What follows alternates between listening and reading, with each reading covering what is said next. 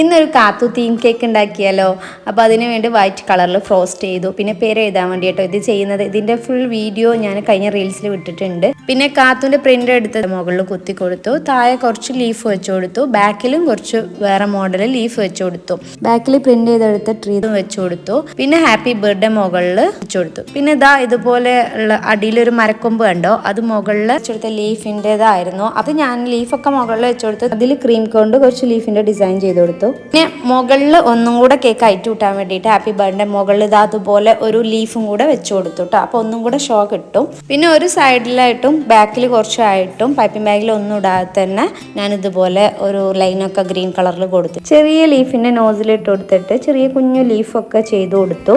അപ്പോൾ ഈ ഒരു കേക്കും ഇതിലുള്ള ഐഡിയാസൊക്കെ നിങ്ങൾക്ക് ഇഷ്ടമായെങ്കിൽ ഷെയർ ചെയ്യാനും കമൻറ്റ് ചെയ്യാനും സബ്സ്ക്രൈബ് ചെയ്യാനും മറക്കരുത്. Thank you for watching. നിങ്ങൾക്ക് കേക്ക് ഇഷ്ടമായോ? ബൈ